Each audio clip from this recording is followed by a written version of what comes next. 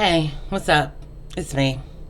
I'm your nosy neighbor lady. This is your nosy neighbor lady show, and I wanted to talk about a young lady who took her own life.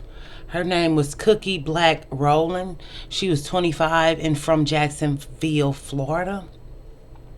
She had 7.1 thousand followers on Facebook and 10.4 thousand followers on another platform.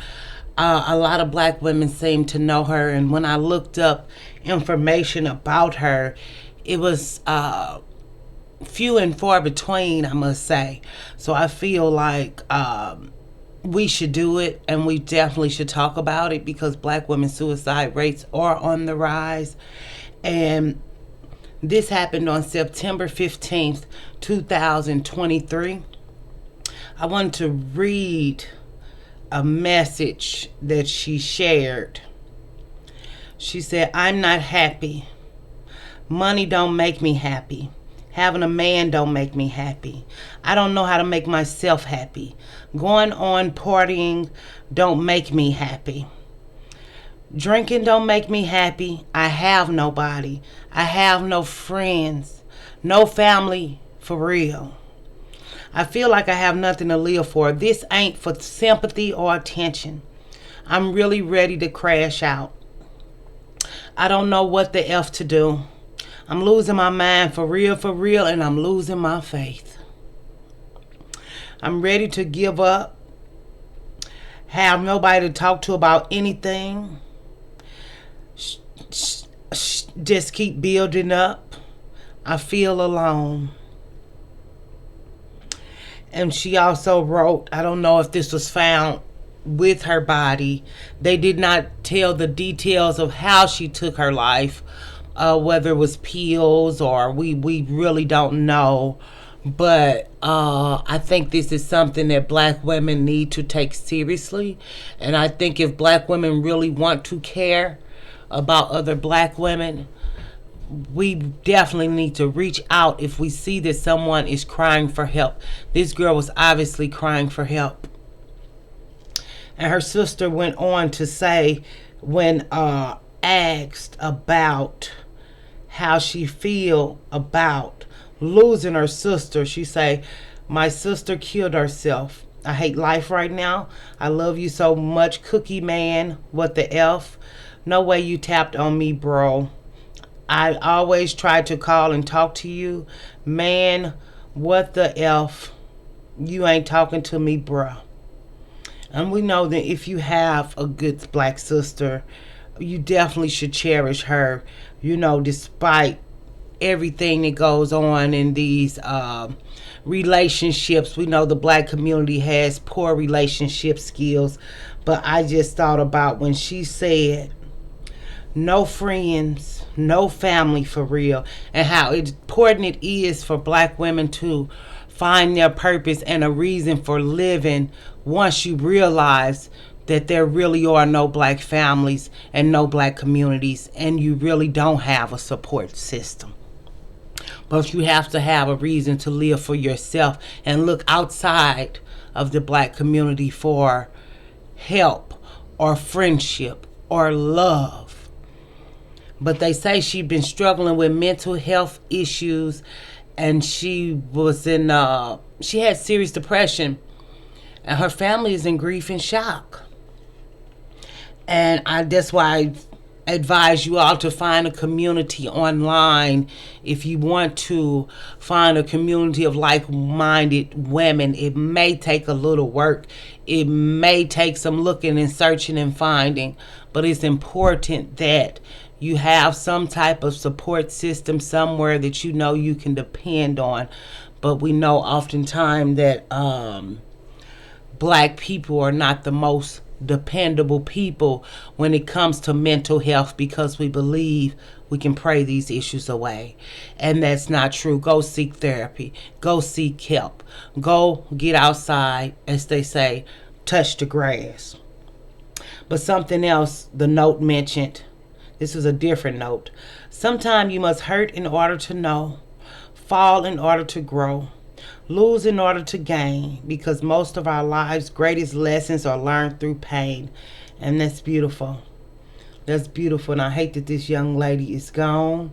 We want to send love and light or healing to this family, or we're praying for this family, or we have this family in our hearts, and we hate that they have to go through a time like this where you won't have a sister, a daughter, a friend. You know, we know that in the black community, when death happens, everybody wants to come and say, oh, oh, oh, oh, oh, oh, oh, oh, oh, but we know they really don't be there for nobody. And we know that a lot of times the black community use griefs as a time to pretend care or act like they care or just get a free meal at the funeral, because we know the blacks. But she also released a video about teaching. She got in her field, so she was educated. And this is what she said. I'm just feeling really bad. I feel bad that I feel bad, and I feel guilty because I was so excited to start my first year of teaching. But I feel so bad that I'm not even halfway through it, and I quit.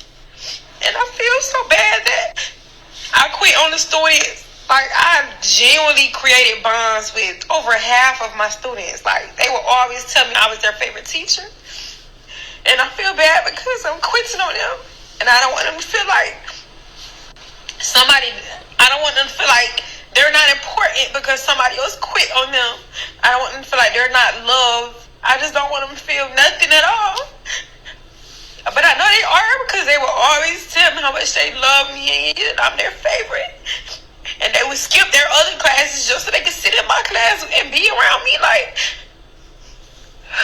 I feel so bad, but it wasn't for me. And see, this is when we as black women give our all. And this reminds me of a strong black woman myth and a narrative that we can do it despite the pressure. We can do it despite the odds. We are not our mothers and grandmothers. Some of us can pull from an inner strength, but some of us are not strong enough. If it's not taking your life, we did Nikita Mortimer. She was a practicing doctor, and she took her life. Sometimes you can accomplish things, but it'll never fill that void of love, of family, of friends, of meaningful relationships and community. We are not made to be alone. We are not made to raise children on our own. We are not made to build up the black community on our own. Even with her pouring her life out to these children who she obviously cared for and loved working with, she could not sustain herself to be there for those children, and there's nothing wrong with that. I think there's power in admitting that you're not okay, and that it's not okay, and that you are struggling, and she was crying out for help. Here's another video. This lady was clearly crying out for help.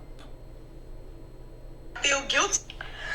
When I die, I want to be remembered as the girl who showed too much love and cared too much, cared too fast. Is that I'm still going to be your man's favorite cookie even after life. And, yeah. These are cries for help. These are signals that everything was not okay. I'm not blaming her mother, her sister, her cousin, her boyfriend. I'm not blaming none of these people. I'm blaming the black community. I'm just feeling really bad. Because there is no rhyme or reason why this girl made these videos if nobody tried to intervene or fix it or support her or help her. When she says she have no family, for real, the for real means she has a family. They're just not there for her. And I'm not saying she didn't have a good sister. One sister, when a whole community of people have failed you, may not be enough. And I think you all should definitely, if you are struggling with these ideations of taking your life, you should call the hotline. You should go see a therapist. You should find an online tribe and be honest and true about your feelings. And they went on to keep talking about mental health. And they did. She said, and also, if I pass away unexpectedly, remind my kids every day you see them, how much I love them, and how I would rather do anything in this world for them. No, how I would do anything in this world for them. This is all I want. So there was definitely signs. There was definitely a crying out for help. But now this family is forced to realize that they didn't show up for this girl. Just like a lot of black women and black girls who don't have a support system, who don't have people showing up for them, who don't have people who genuinely care, or who are just a listening ear, or a buddy to have a glass of wine with, or to go to brunch with. She said money didn't make her happy, drinking didn't make her happy, having a man did not make her happy.